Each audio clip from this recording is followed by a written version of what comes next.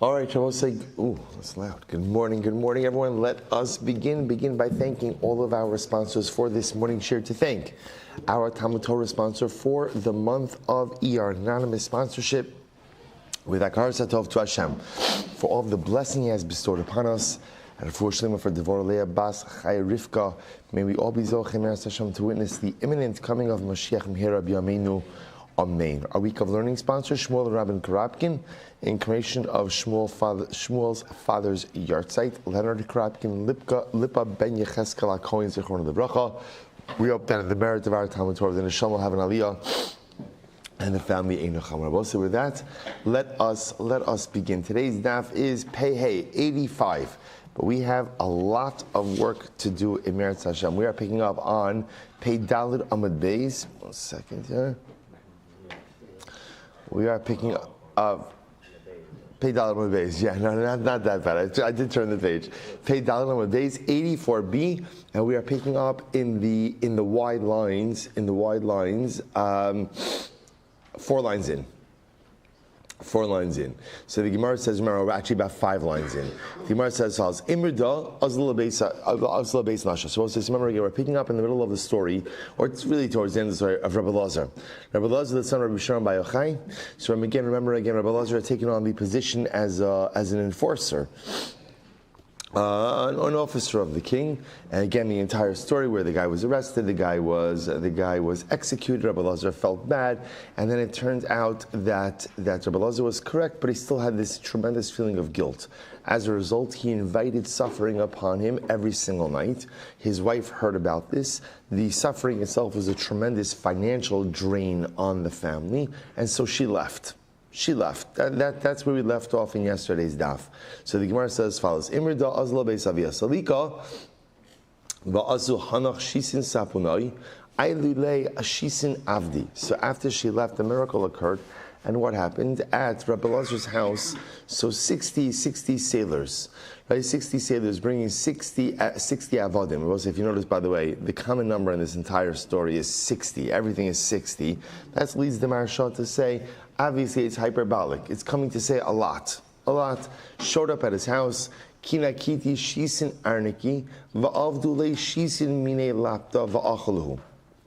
And what happened? They showed up with 60 bags of money, or 60 chests, of money, made him 60 types of lapta. Lifta was this food, was this dish that was made out of dates that was helpful to healing his condition. Fine. And I will say, so therefore again, his wife left, but again, he was not left bereft, without help, without money. All of these miraculous money, this miraculous help showed up right afterwards. One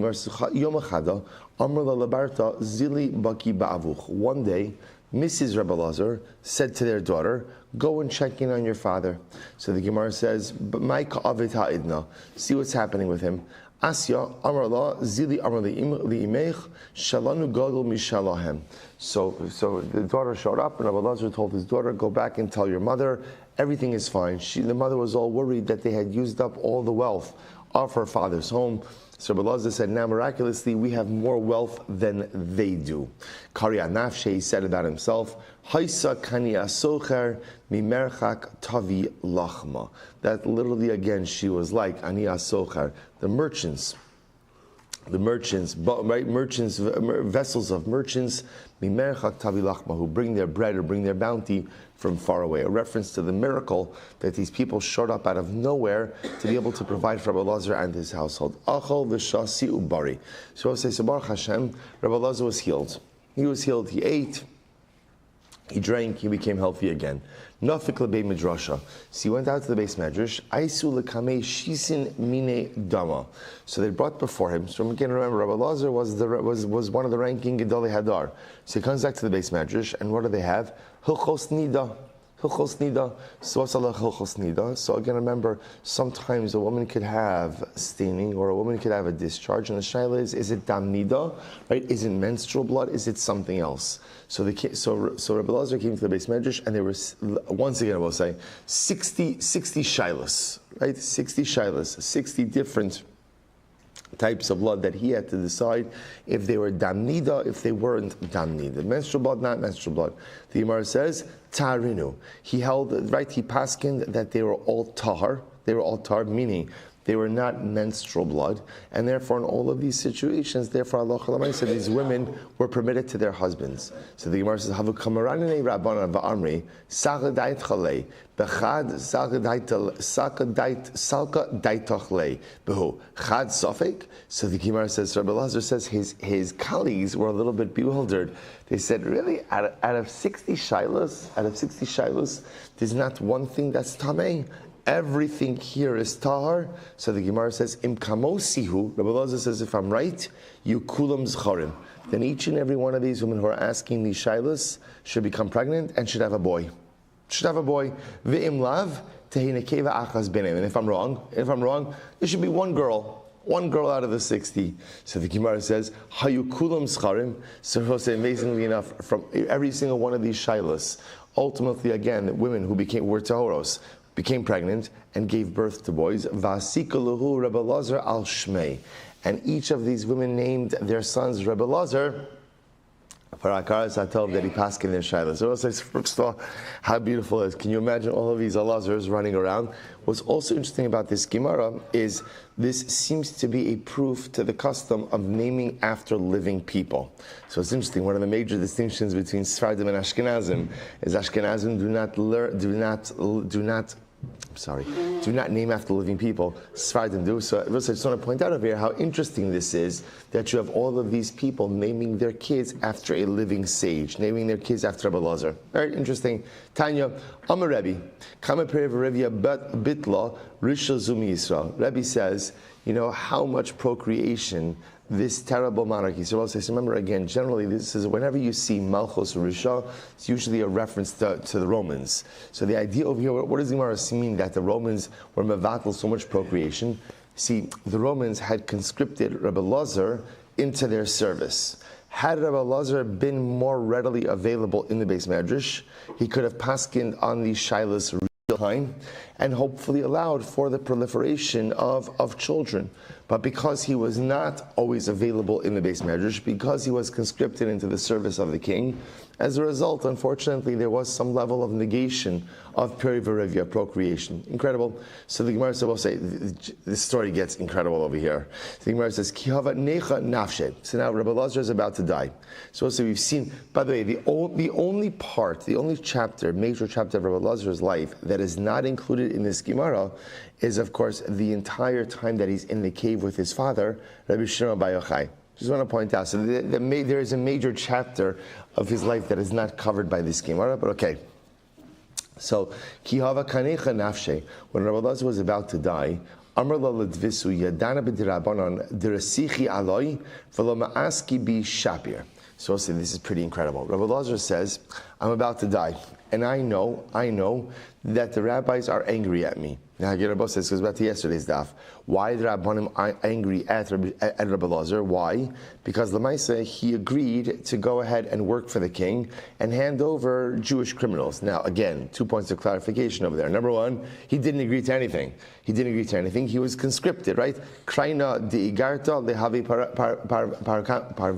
Parvanka, right? So again, they said, you came up with the idea, right? Because remember, he devised the whole strategy to see who's a thief, who's not a thief, so you have to come work for us. So they were upset with him. So he was afraid that when he died, they would not provide him with a proper burial.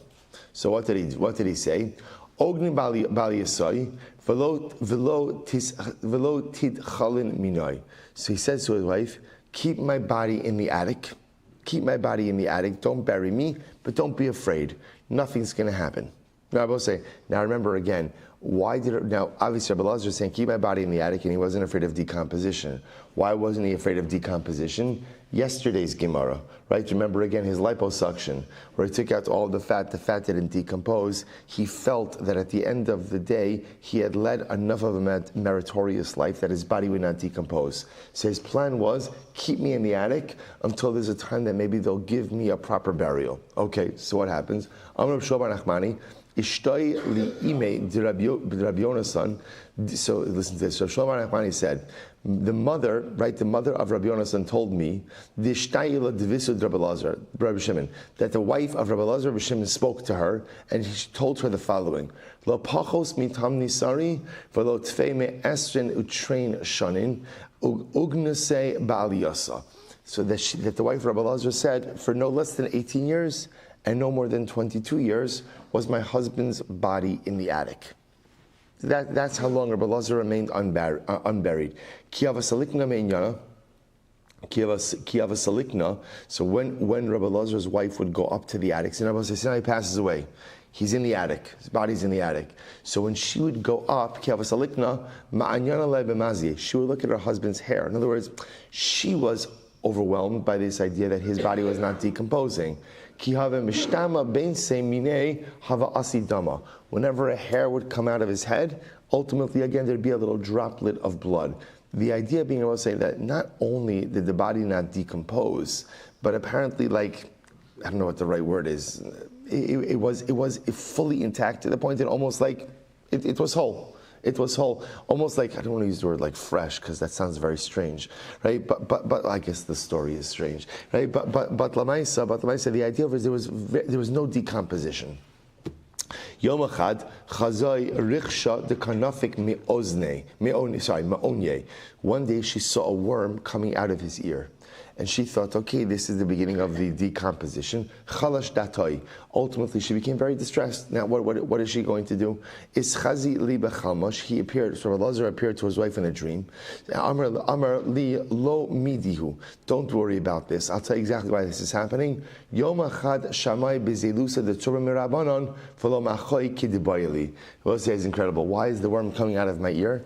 It's a punishment. One day, I heard someone speaking disparagingly about a Talmid Chacham, and I didn't say anything. I didn't do anything about it. So because I heard Lashon Hara, not just Stam Lashon Hara, but Lashon Hara about a Talmid Chacham, about a Torah scholar, and I didn't do anything about it, as a result, the worm is coming out of my ear. Both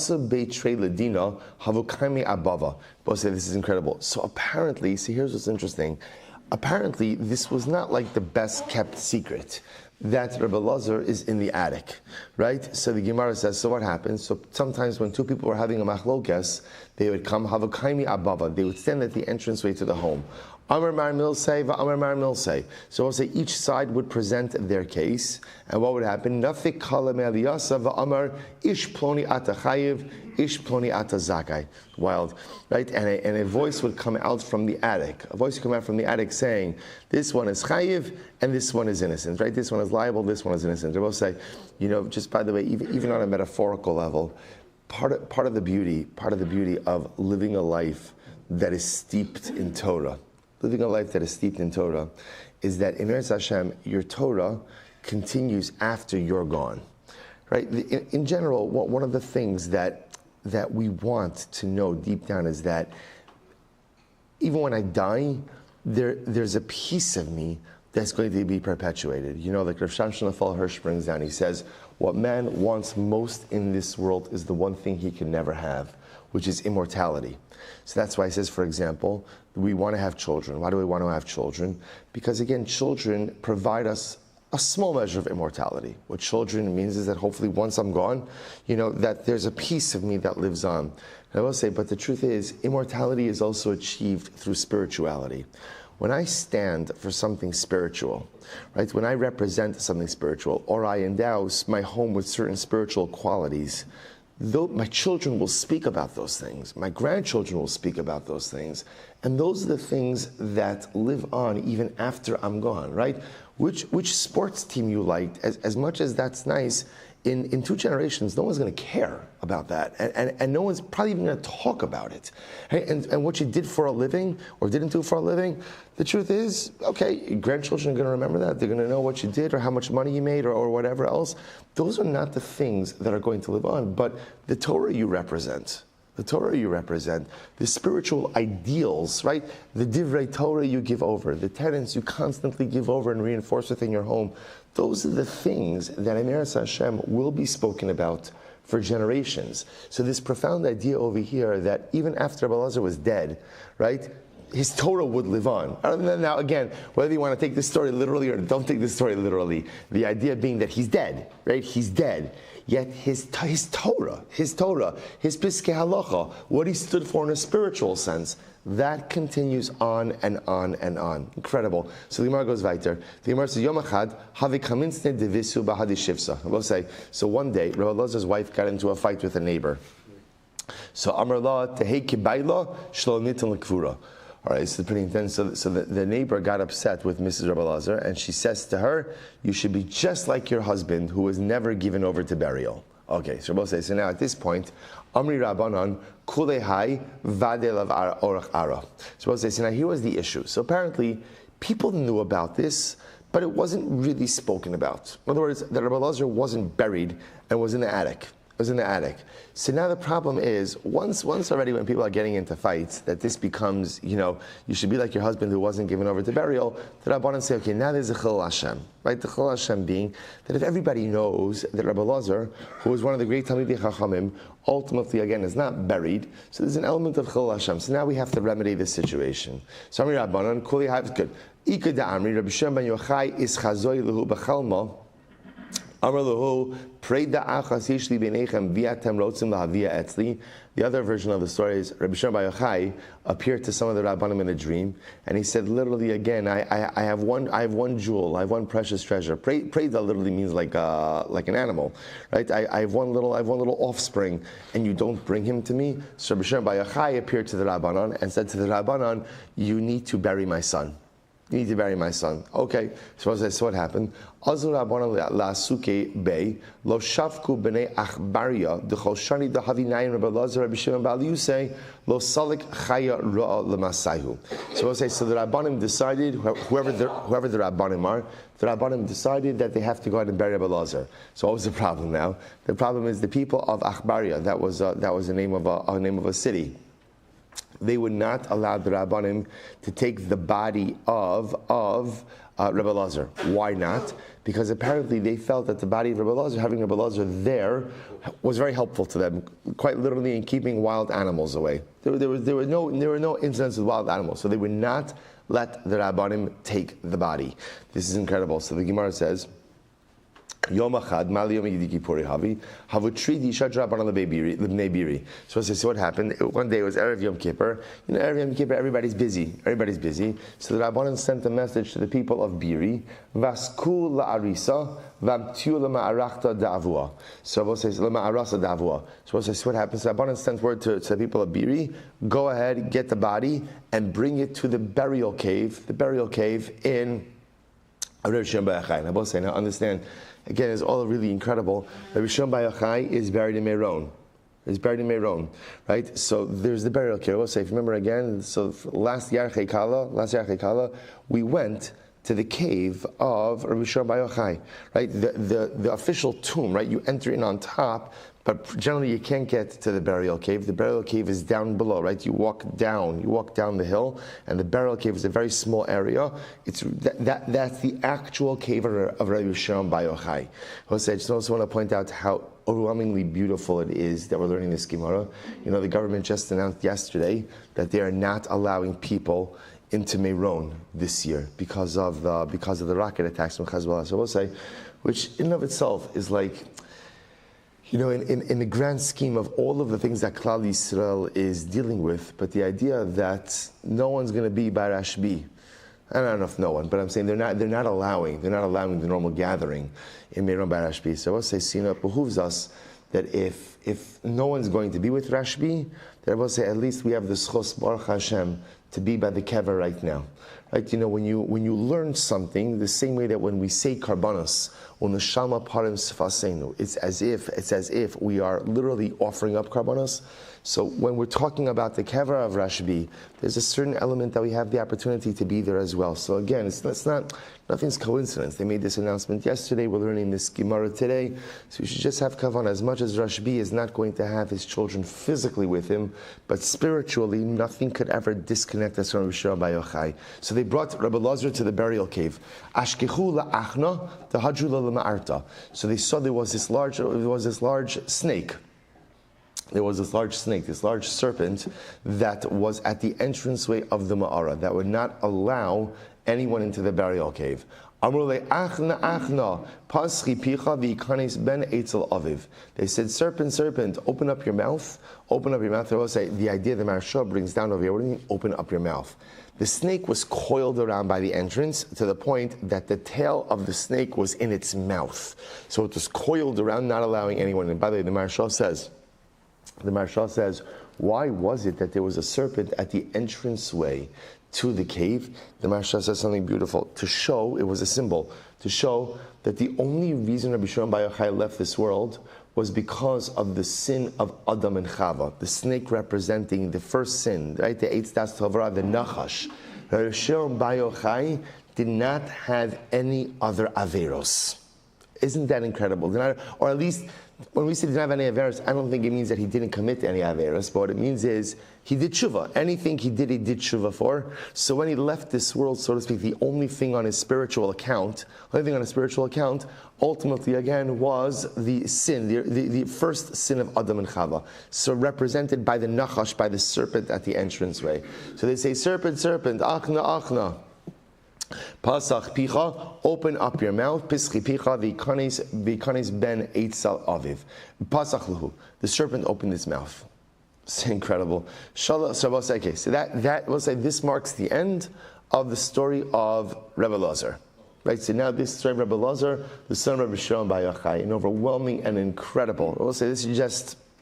I just want to point out also, just so you know, we learn Gemara Baruch Hashem every single day, and Gemara, what is Gemara? Gemara is all opinions of different Tanaim, Amoraim.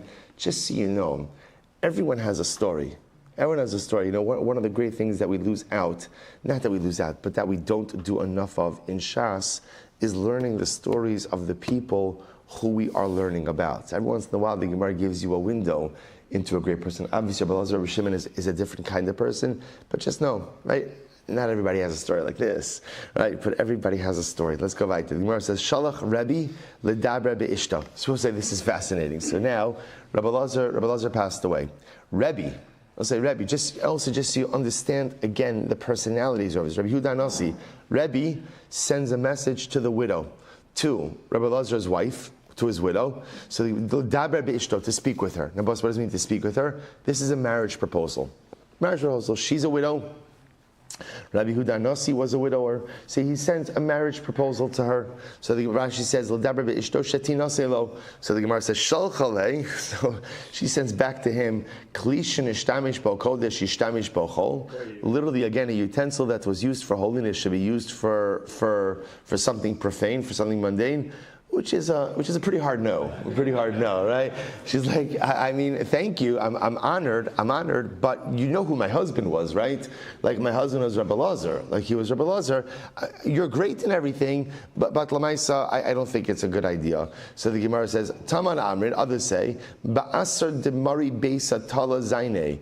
Kul baraya kul satala, or others say she said something else, right? In the place where the master of the house literally again would hang up his bow, the shepherd should hang up his bag, his backpack.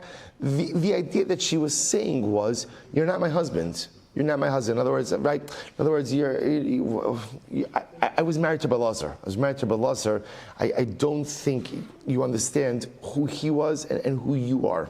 So the Gemara says, Shalach la. So he responds to her, not to be deterred, right? So it's true. Your husband Belazar was definitely a much greater Talmid Chacham. But in terms of Maisim Tovim, good deeds, was he that much greater than me? Now, listen, I have to understand something.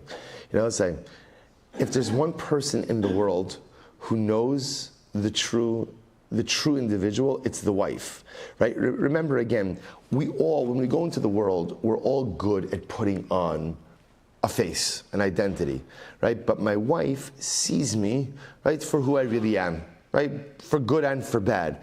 So it's interesting over here that now Rebbe says back to Mrs. Rabbi Lazar, I understand your husband was definitely a greater Talmid Chacham than I was. But in Maisim Tovim, good deeds, I think Rabbi Huda says, I think that I'm just as great, if not greater. So the Gemara listen to this. Sholchale, she sent back to him, B'Torah, Miha Gadol Mimcha, Lo Yedana. So the truth is, so Mr. Rabbi Lazar says, to be honest, I don't know who's a greater Talmid Chacham. You are my husband, right? I'm not in the base medrash. That I don't know. However, again, b'maisim yadana dahakabel ala yisuri. But here's what I know. I know that my husband was an incredibly great man in Maisim. Why?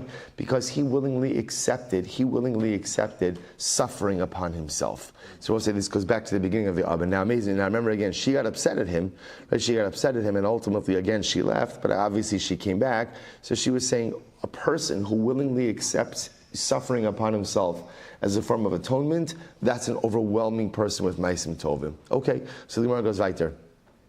The Gemara says, "B'Torah Maihi." She will say, "What about Torah? What about Torah? Who was greater in Torah?" Dechi Havu Yasi Rabbi Shimon Gamliel Rabbi Yoshua ben Karcha Asaf Saleh. So let's listen to this. Rabbi Shimon Gamliel and Rabbi Yoshua ben Karcha would be sitting on the benches in the base medrash. Yasvi Kamayo Rabbi Lazar, Rabbi Shimon, the Rabbi Aara. So we'll say, so just to point out over here, Rabbi Lazar, Rabbi Shimon Yochai, and Rabbi were contemporaries. They were contemporaries. So the Rebbeim were Rabbi Shimon Gamliel. Now again, Rabbi Shimon Gamliel is the father of Rabbi. So he was like the ranking sage. Rabbi Yoshua ben Karcha. So the two Rebbeim are sitting on the benches, and the two Talmidim, Rabbi Lazar and Rabbi, are sitting on the floor. So the Gemara says, Makshu u'mefarku Amri. So we'll say, what would happen? So the Rebbeim would pose questions, and the students would answer all the questions. Amri. So this is interesting. So Rabbi Shimon Gamliel and Rabbi Yoshua ben Karcha said, the students are literally greater than us. We're drinking from their waters in Torah, and we're sitting on the benches, they're sitting on the floor. Avdulei Safsali. So they put Rabbi and Rabbi Lazar on benches. Askin, so the Gemara says, Avdulei Safsali Askinu. Amr lahen Rabbi Shimon Gamliel. Pray the achas yeshli beinechem va'atem evakshim la'avda. So Rabbi Shimon Gamliel said, I have one jewel, I have one son. Literally again, like one preda, one donkey, right? One dove, right? I have one animal, my son, and you're looking to go and take him away. In other words, Shimon Gamliel was afraid of the ayin hara. What he was afraid of was like this: his son, Rabbi Huda, was very young, and to start elevating him with such prominence, he felt it wasn't the right thing. So therefore, he says. So the Gemara says, "Achsu al Rebbe." So ultimately, they put Rebbe back on the floor. Right, they put it back on the floor again, just to say, at his father's request. Amr lahen Rabbi Yoshua ben Karcha, Mishi yesh lo av yichya, Misha ein lo av yamos. So because somebody has a father, he should live. Somebody who doesn't have a father, he should die. In other words, remember saying, so Rebbe was put on the bench, then was taken down because his father, Rabbi Shimon Gamliel, said, I don't want my son to have an ayin hara. Rabbi Lazar at this point in time didn't have a father. His father, Rabbi Shimon bar Yochai, well, so just to understand these families. Rabbi Shimon Gamliel, Rabbi Huda Nasi, Rabbi Shimon bar Yochai, Rabbi Lazar. This is incredible. So now what happened? So Rabbi Yoshua said, somebody's looking out for young Rabbi Huda, for young Rebbe. Who's looking out to save him from the ayin hara for Rabbi Lazar? So therefore again, Achsu anam Rabbi Lazar, Rabbi Shimon. So they put Rabbi Lazar, Rabbi Shimon back on the floor. Put him back on the floor. Chalosh daite. Now I will say, Rabbi Lazar took this very personally. He took it personally because, he didn't ask to be put back on the floor. It's not like his father asked, his father was dead, his father asked to be put back on the floor. See, he was offended. Chalosh daite means he was upset. He was upset that here he was elevated, and now he was, so to speak, demoted. Amar kachashivtu le kavasi. Now I will say, he said, people think I'm just like Rebbe. Now Rabbi Lazar already knew about himself that he was greater in Torah than Rebbe. But he sees that they're being treated the same way, and he didn't think that was right. So the Gemara says, Adahu Yoma ki hava amar Rabbi Milsa hava Masayile Rabbi Lazar Rabbi Shimon. before that time, when Rebbe would advance an idea, Rebbe Lazar would go ahead and support it. He would bolster it. From that point on, whenever Rebbe would say, I have an answer, or I have a refutation, I know what your questions are. And this is the answer. Hashta hekvisanu chuvos chavilos she'ein bohen mamish. And Rebbe, all you're doing is you're asking a whole bunch of questions, you're loading up a whole bunch of bundles of questions, and there's no point to all your questions. So what's happening over here is that essentially Rebbe Lazar felt that he had to distinguish himself. He felt that he's being treated on the same level as Rebbe, and now he felt he had to distinguish himself from Rebbe. So he was demonstrating his elevated acumen, his elevated scholarship over Rebbe. So the Gemara said as follows. So what happened? Chalash daite de Rebbe. Now Rebbe's offended. Now both sides. Now again, there is, in life, there is everything. Right? There's always a healthy competition. Healthy competition is good. Healthy competition fuels excellence. In the Beis Medrash, there's also a healthy competition about who is going to be the greatest Talmid Chacham. This healthy competition goes ahead and breeds excellence, right? When there's no competition, when everyone gets the trophy and everyone is a winner, while you think you're making everyone good, you're also totally lowering the standard and saying that mediocrity is an absolutely noble goal. So I'll say what's happening over here is Rebbe felt, right? Rebbe was in the pursuit of excellence of Torah, and he felt now that he's being relegated to the same, Rebbe Elazar is in the pursuit of the excellence of Torah. He thinks now that he's being relegated to the same status as Rebbe, and as such he feels the need to distinguish himself. Now Rebbe feels upset because Rebbe feels that ultimately, again, he's like being second fiddle to Rebbe Elazar. So I'll say, so what happens? Amar le Lavua. So Rebbe shares his concerns with his father. So his father says, Amar le b'ni, ayer lecha, don't be upset. Shuhu Ari ben Ari, v'ata Ari ben Shual. So he says, don't, my son, it's not you, it's me. See, Rebbe Lazar is a lion, the son of a lion. It's incredible to say. He's a lion, Rebbe Lazar is a lion, and his father, Rishon Bar Yochai, is a lion. That is a family of exceptional Torah scholarship. That is a family of exceptional Torah accomplishment. You, my son, Rebbe, you're incredible. I just want to point out, this is Rebbe Huda Nasi, right, the organizer of the Mishnah. So he says, you, my son, it's not you, you're a lion. The problem is not you, I'm a fox. This is Rabbi Shimon Gamliel. Rabbi Shimon Gamliel says, you don't come armed with the same zuchos, with the same benefit of your paternity, right? So you're a lion, but unfortunately, me, your father, I'm only a fox. V'hainu damra Rebbe shlosha and the son in Hain. There were three humble people. The Eluhain, and these are the humble people. Abba, my father. Rav said this is Rebbe making this statement. So my father, Rav Shimon Gamliel, right? Top of Pei 85a. Bnei Beseira, the sons of Beseira, which we'll talk about in just a second. The Yonasan ben Shaul, and Yonasan the son of Shaul. Yonasan the son of Shaul. So Rav says, so by the way, I just want to point out how incredible this is. Rebbe says there are three humble people. Really? That's it? Like in the history of Klal Yisrael, there's three humble people? He'll say, yeah, because true humility is almost non-existent. True humility. Now, what's interesting is that Moshe Rabbeinu is missing from this list, which is interesting. Okay, there's a lot to talk about, but we'll leave it on the side. The Gemara says as follows. Rabbi Shimon Gamliel had Amran. So we'll say that's Rabbi Shimon Gamliel. We'll say if you don't know where we are, we're on Pei Hey Amud Aleph 85a, the second line down. We'll say, go with it, right? This is not. We got this. This is the third cycle we're doing this, right? I guarantee, I didn't listen to the last time's recording, but I guarantee you last year's recording is also probably way behind. And Baruch Hashem, we still finish Shas. The Gemara says, Rabbi Shimon Gamliel, Hadam, Rabbi Shimon Gamliel, we said before. Right, that's what we spoke about beforehand, that his humility is that he referred to himself as a fox. B'nei Beseira, da'amar mar, hoshivuhu barosh, uminu l'nasinim. So we're not going to get into this story, but it is an incredible story, which is that B'nei Beseira were the heads of the Jewish people. A halachic shaila came up about Karban Pesach. They did not know the answer. Hillel knew the answer. They abdicated their position of authority and made Hillel the Nasi. right? Made Hillel the head of the Jewish people. So Rabbi say an incredible display of humility. Yonasan ben Shaul. Yonas, I see Yonasan, this is the son of Shaul, the best friend of David HaMelech. To come to David, V'ata timloch al Yisrael, v'ani eyeh l'chol mishnah. So Rabbi say Yonasan realizing that David was the true heir to the throne, says to David, you be the king, and I will be your faithful second in command. Tremendous humility. So one says, maybe Yonasan wasn't humble. Maybe he was just what? Strategic. And he saw that the people had left Shaul and had aligned themselves with David. Maybe that's why he went ahead and kind of hitched his wagon to David. And even B'nai B'Seira, maybe it's not humility. They will say maybe it's just being strategic. Like when you recognize that at the end of the day, you're not as popular, you're not as powerful as you once were, hitch your wagon to the people who are, and hopefully maintain some semblance of authority that way, or standing that way. So, okay, you're right. Maybe these people had ulterior motives, but one thing is clear: Rabbi Shmuel Silber didn't have ulterior motives. He didn't have to call himself the fox, and the fact that he did so was a clear display of humility. Rabbi says, "Chavivin Yisurin." Sorry, Rabbi Chavivin Yisurin.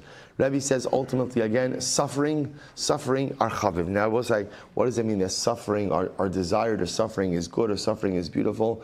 The idea we'll say is that Yisurin have the profound ability to remove sin from the individual. So the Gemara says, Kibal alei tlei sashneri. So we'll say, Rabbi accepted upon himself 13 years of suffering.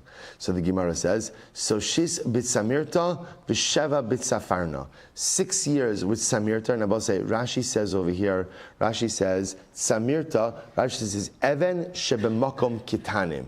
So I will say, this is quite intense. This is a stone in the urinary tract. A stone in the urinary tract. Yeah. So 6 years he accepted that upon him. V'sheva b'tzafarna. Tzafarna, Rashi says over here, is choli shebesoch hapeh, some type of illness inside of the mouth. Something type of the mouth. Okay. Others say, okay, you reverse the numbers. So we'll say, so now what happens? So now Rebbe accepted upon himself this suffering. Now we'll say, now again, we're going to see there's two elements to Rebbe's suffering. There's the suffering as a removal for his personal sin, and also his suffering as a schus for Klal Yisrael. So watch this. The Gemara says as follows: Ahuraire debei Rebbe hava atre mishavar malka. So we'll say the Ahuraire is the guy, the Shomer Susin. Rashi says the guy who watched Rebbe's horses. Now Rebbe was very wealthy.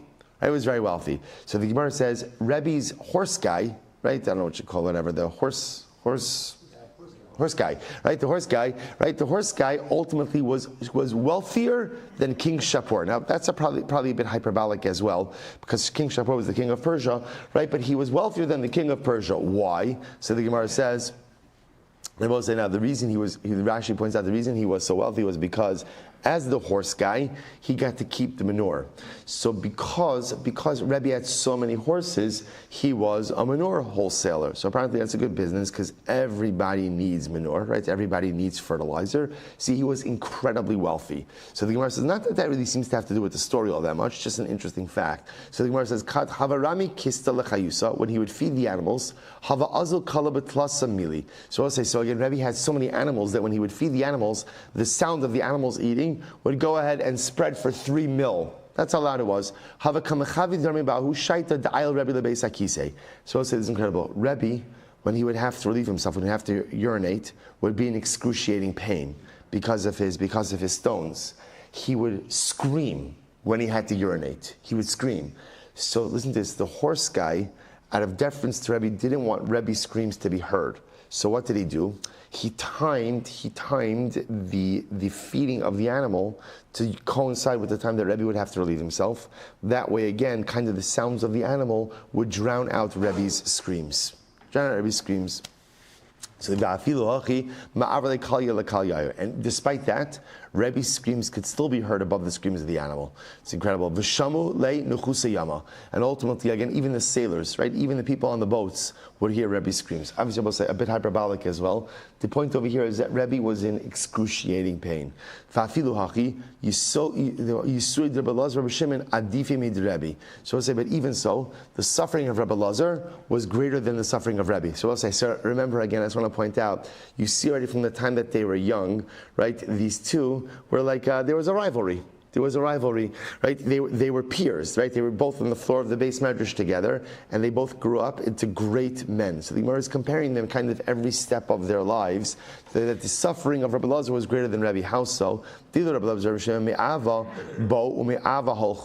say the suffering of Rabbi Lazar was considered to be Yisur Me'ava, suffering that is a demonstration of love from HaKadosh Baruch Hu.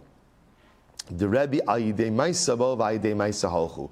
So ultimately, again, the suffering of Rebbe, interestingly enough, the Gemara says, came about because of a particular episode, and ultimately, again, were removed from him because of a particular episode.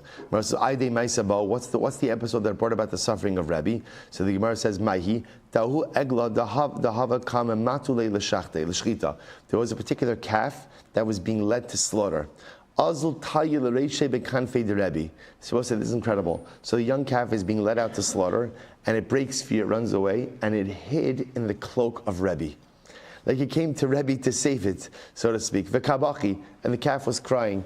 Amar le'zil lekach no tzarta. Rebbe wasn't compassionate, and he said to the calf, go and be slaughtered. This is why you were created. Amar hoyel v'lo kamaracheb le'isra le'yisurin. So as they said in Shemayim, because Rebbe has no rachmanas, because he has no compassion even on an animal, therefore again we will visit suffering upon him. Now you'll say to yourself, wow, that seems like pretty severe. So remember again, first of all, Tamidi Chachamim, right? The greater you are, the more precision, right? The greater your accountability. But remember, as we're going to see over here, Rebbe had the incredible opportunity to make a Kiddush Hashem and to show that the Ribono Shel Olam's compassion is upon everything. And our job in life is divine emulation, and therefore our compassion should be upon everything, animals, people, everything. So as a result of an episode, Rebbe was saved from his suffering. One day Rebbe's maid was sweeping up the house. So what happened? Shajia b'nei karkushta, or karkushta v'kakanshalehu. So there was a family of weasels that apparently made their home inside Rebbe's house, and the maid was sweeping away the nest and sweeping them out of the house. Amrullah, so Rebbe said to the maidservant, Shafkinu, leave the weasels alone. Ksiv v'racham ala kol ma'asav. Pasuk says that the Ribono Shel Olam's compassion is upon all of his creations. So it's interesting how Rebbe's suffering came as a result of a lack of compassion on animals, and ultimately again were removed when he exhibited compassion upon animals. Incredible. So the Gemara goes weiter. Amrav, good. Shnei Yisurei Rabbi Lazar. Sorry, Shnei Yisurei Rabbi Lazar lo shachav inish below zmanei. Kulu Shnei Yisurei Rebbe lo itzrich amal mitra. So both say. Now the Gemara talks about the idea that the suffering of these great men allowed for bracha. It's almost like to a certain degree, not that they absorbed some level of responsibility for the generation through their suffering. So all the years that Rabbi Lazar suffered, no one died prematurely. And all the days of Rebbe that Rebbe suffered, ultimately again, the world did not need rain, yet the soil still produced its full bounty. So as Rabbi Rachana said, as much as rain is a bracha, rain is very difficult. Why is rain difficult? Because rain makes travel difficult, right? Rain messes it with the roads up. So rain is difficult. So you know,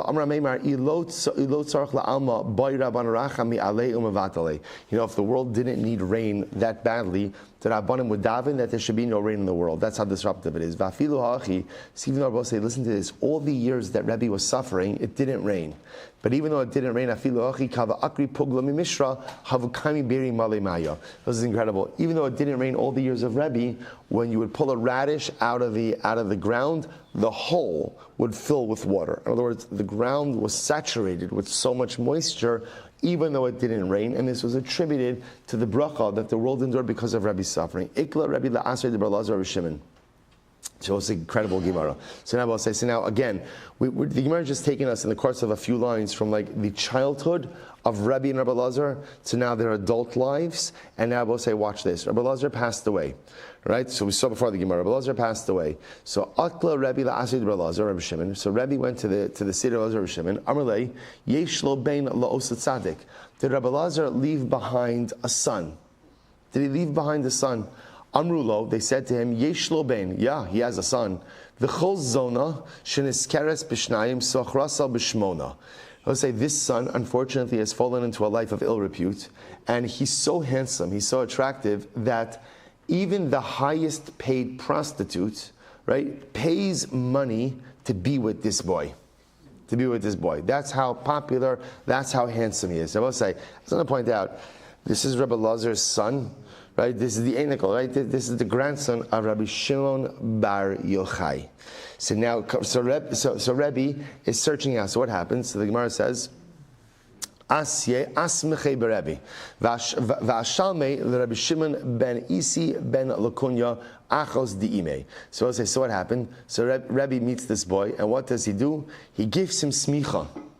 He gives him smicha, right? And ultimately, then afterwards, he goes ahead and he hands him over, right, to the care of Rabbi Shimon ben Isi, this, right, the son of Lakunya, Rabbi Shimon, son of Isi, son of Lakunya, who was ultimately his uncle, who was the boy's uncle. So I will say, so I just want to point out, what does that mean? He gave him smicha. Like again, I will say, I just want to point out, just so you understand, the fact that Rebbe had to ask, does Rabbi Lazar have a son? So what does that show you? What does that show? No one knew of this boy, right? No one knew of this boy, which clearly means that he did not carve out for himself a Torah identity. Rebbe's meeting him for the first time after he's living a life of like debauchery, right? Clearly. And what does Rebbe do? Shalom Aleichem, right? I hereby give you smicha. It's a joke. It's a joke. So I'll say, so perhaps the Gemara is saying is like this. Sometimes the only way to go ahead and get people to believe in themselves is to show them how much you believe in them. So Rebbe comes and he finds this kid, and he says to this kid, you know what? You could be great in your Torah. You could be great. What is the kid going to say to him? What's he going to say to him? Get out of here. What are you talking about? You see who I am? Right? Do you see the life that I'm leading? Right? Do you see what I'm doing? So what does Rebbe do? How does Rebbe get this boy to believe in himself? And the answer is, give him smicha. Rebbe says, I'm giving you smicha now. Now the smicha right now, I'm giving you smicha now. Why? Because right now, the title is hollow, but it's yours. But I believe that one day you will grow into this identity, and you will become worthy of this identity. I will say, it's such a tremendous yesod. If you want, sometimes people are just able to believe in themselves, but many times in life, people are so down on themselves that they can't believe in themselves.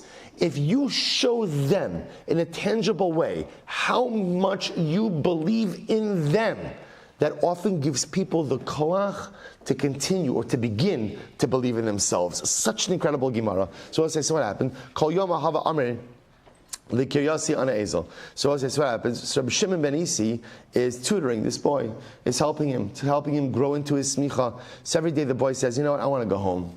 The big Spanish is great, right? But like I had a pretty good life back home. I think I'd like to go home. So the Gemara says, Amar le chachim avdu yasach, the gulsa dedava parsu alach, the Rebbe karulach, va'at amrit lekiryasi ana azil. So Rabbi Shimon ben Isi says to the boy, one day we're going to make you into a Talmid Chacham, and you're going to wear a gold cloak, and you're going to go ahead. The people are going to call you Rebbe. And you want to go home. So we'll say, so it's incredible. It's not appealing to his spiritual side, right? It's appealing to his ego. And the same idea, we'll say, you have to know how to build people up and what's going to speak to them. So again, that's not the goal of becoming a Talmid Chacham, that someone's going to call you Rebbe, you're going to wear a gold cloak, you're going to get covered. But he understood for this boy who was just entrenched in such a hedonistic lifestyle, to sell him on the spiritual benefits of Yiddishkeit was not going to work. But to sell him on the physical aspects, to sell him on the ego aspects, to sell him on the pleasure aspects, that absolutely could work. Shelo lishma ba lishma. So the Gemara goes right there. So the Gemara says, Amar lei mumi azavu ada. So the boy was taken by this and he said, I swear, I'm not going to bring up going home again. So ki gadol. So we'll say, so what happened? When the boy grew up, so asa yasiv b'mesifta de Rebbe. So we'll say, so what happened? So now incredible things happened. The boy progressed and he was in the yeshiva of Rebbe. So Shamei lakale, Rebbe heard his voice. Amar ha kala dami lakala de Rebbe Rabbi Shimon. So Rebbe will say, isn't this incredible? Rebbe hears a voice and he says, that voice sounds like the voice of my friend, my childhood friend, Rabbi Elazar of Shimon. Amar lei berehu. The young man comes up and he says, I am his son. I'll say, what an amazing story. It doesn't matter where you start. It just matters where you're going and what you're willing to do to get there. Look where this boy started. Look where this boy started, I will say. Literally again, in the pit of immorality. And now Baruch Hashem, he has reclaimed his family's place in the base of Medrash. Kari alei, pri tzadik eitz chaim, v'lokeach nefashos chacham. Pri tzadik eitz chaim. So we'll say, now literally again, the fruit of the tzadik is an everlasting life. Zeh, Rabbi Yossi, Rabbi Elazar, Rabbi Shimon. Both say, by the way, who's the boy? Who's the boy? The boy is Rabbi Yossi. Rabbi Yossi, who is mentioned so many times throughout Shas. I'll say, where did Rabbi Yossi start? Rabbi Yossi started keeping company with prostitutes. That's where he started. That's where he started. Where did he end? He ended on the pages of Gemara. Because if you put your mind to something and you're willing to work hard, you're not looking for any life hacks or shortcuts, but you're willing to put in the work and roll up your sleeves, there is no telling what you can accomplish in life.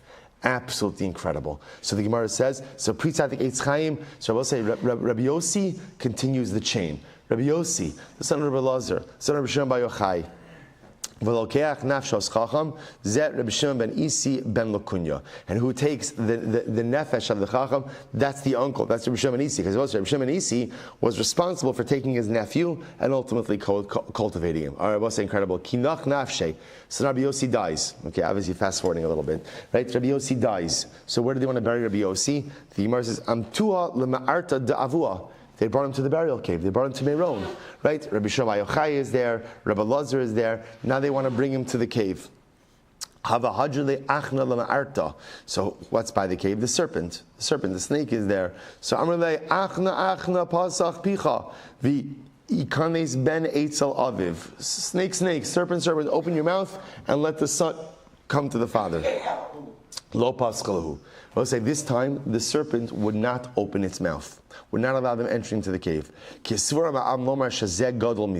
So people thought, it must be that I guess Rabbi Yossi is not as great as his father or his grandfather. The Gemara says, we'll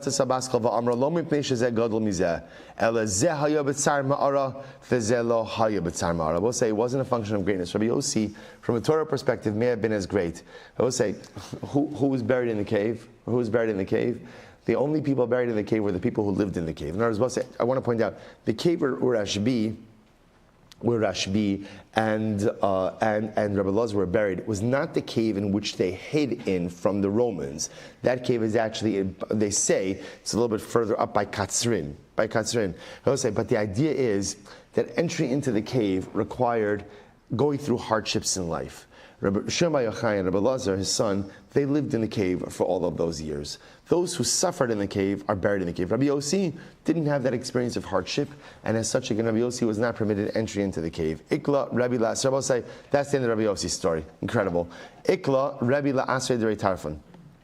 Rebbe went to the city of Rabbi Tarfon. Amar lahu, yeshlo ben la'osa tzadik. So he said, does Rabbi Tarfon leave behind the son? Shehu mekapeach es banav. Okay, so I said, that's the whole thing. Rabbi Tarfon, when he would swear, the way he would swear was, essentially, I swear by the life of my children. So which is not a good way to swear. So Rebbe said, Rabbi Tarfon died. Did Rabbi Tarfon leave behind the son? Amar lo ben ein lo. He doesn't have a son, but ben bas yeshlo. He has a grandson. The chalzona sheniskeres bishnayim sochras b'shmona. So we'll say same thing as Rabbi Lazar's son. So we'll say it's interesting how the sons, in this case the grandsons of these great people, fell into lives of such profound immorality, which I will say to a certain degree it makes a little bit of sense. So first of all, in general, it's very hard to be the son of a great person because the expectations that are set are so high and the pressure that is set is so incredibly high. But also I will say where there is profound kedusha, there's also the capacity for profound tumah. So it's not an accident that in these homes where there was incredible kedusha, their offspring also often fell, not often, their offspring sometimes fell in these two stories into incredible decadence. It's incredible decadence. So what happens? Same thing. He's fell into this life of immorality. Asur lekameh. So they brought the boy before Rebbe. So Amar lei ihadrus becha yavina lecha barsoi. So this is interesting. So in this case, Rebbe promised him a shidduch. Rebbe said, if you come back with me, I'll give you my daughter in marriage. Hadirbe. So both say the boy came back. Ikeda Amri nasba v'girsha. Some say he married Rebbe's daughter and he subsequently divorced her. Ikeda Amri lo nasba klal kedei shelo yomru b'shvil zeh chazer. Others say at the end of the day, he didn't marry her at all because once he came back on the right derech, he didn't want people saying that he only came back in for the marriage proposal. Why was Rebbe doing this? Rebbe say Rebbe seems to have been preoccupied with finding the children of great people who no one knew about and somehow bringing them back to Yiddishkeit. Why was this his life mission?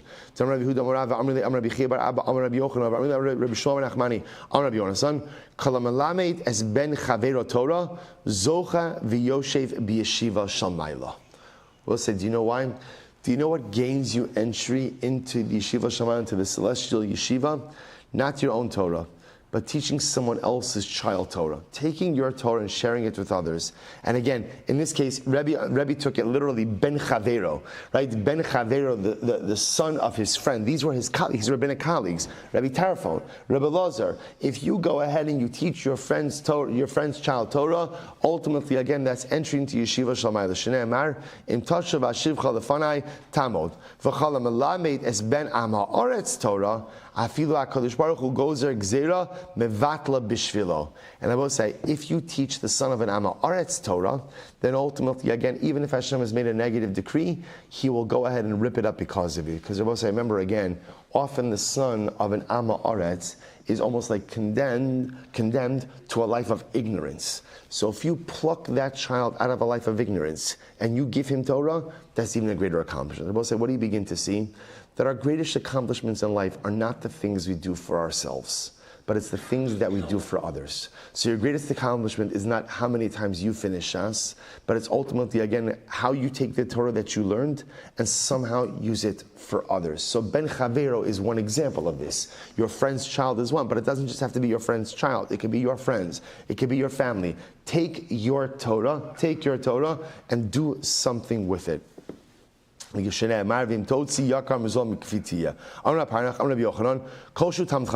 incredible Gemara. I will say any generation in which you have 3 generations of Talmidei Chachamim. So a grandfather, a father, a grandson. If you have 3 generations, so the Gemara says, Shuv ein Torah posekes mizaro. There is a guarantee. Torah will not leave this family. It's almost like I will say, it's almost like what have you established? Like a chazaka.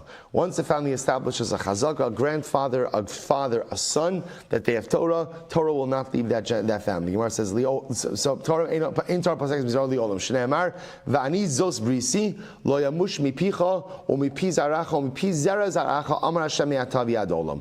Fine. My amar Hashem. What does it mean amar Hashem? Amar Kadosh Baruch Hu ani oriv lecha b'davar zeh. I am like the guarantor that if there are 3 generations of Torah scholarship within a family, that Torah will not leave this family. What does that mean from now and forever? Torah machzeras alachsanya shalah. after 3 generations, grandfather, father, son of Talmidei Chachamim, Rabbi Yirmiyah says, Torah will always revisit its host. So I just want to tell you in the minute that we have left, he'll say, the Kotzker notices something very interesting, right? If you notice, there's almost like 2 different statements here. The first statement is that when you have 3 generations of Talmidei Chachamim, so ein Torah posekes mizaro. Torah never leaves the offspring. Then Rabbi Yirmiyah says, after 3 generations of Talmidei Chachamim, ultimately, Torah machzeres alachsanya. Torah always comes back to its host. So the Kotzker says, why does the Gemara, why does Rabbi Yirmiyah pivot?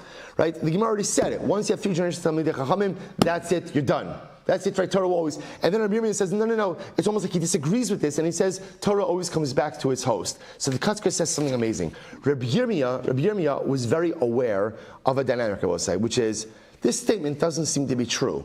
There are plenty of families in Klal Yisrael that had 3 generations of Torah scholarship, and then the 4th generation had nothing. And the 5th generation, in other words, we see this. We see this with our eyes all of the time, of great families, excellent families in Torah, and yet Torah does not stay with the family for all generations. The Kotzker says something amazing.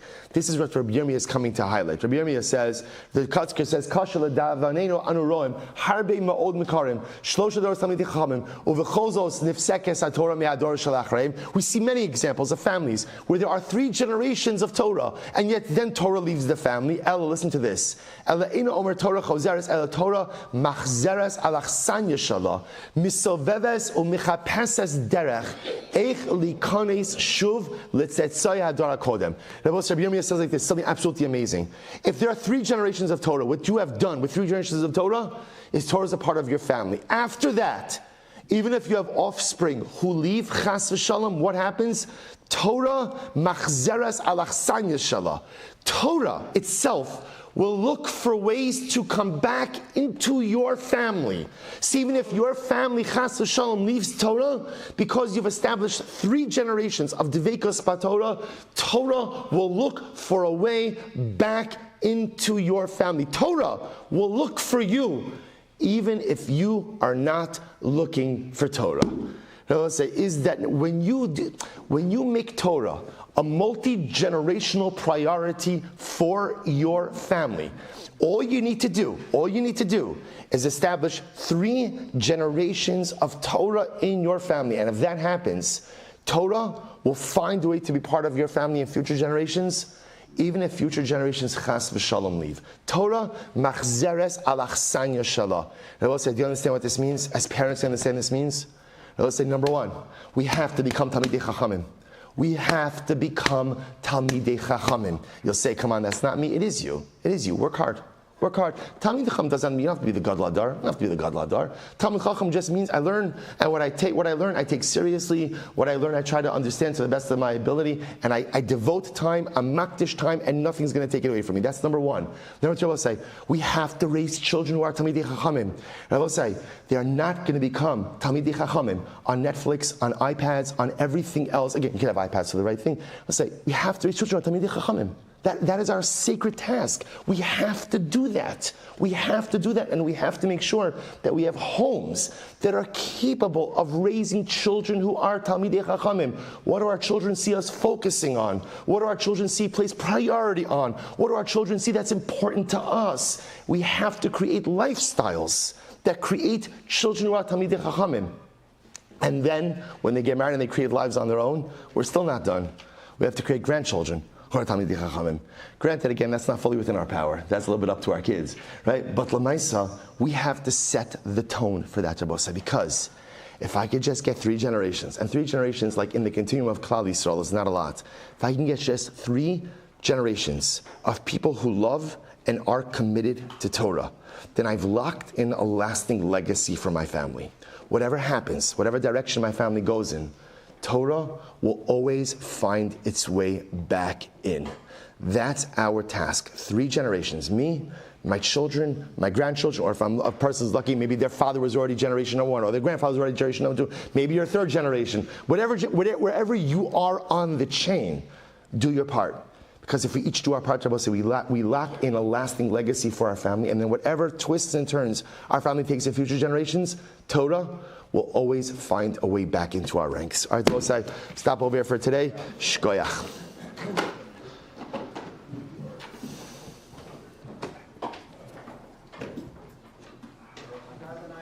All right, Chevron Zoom, have a great day, everyone.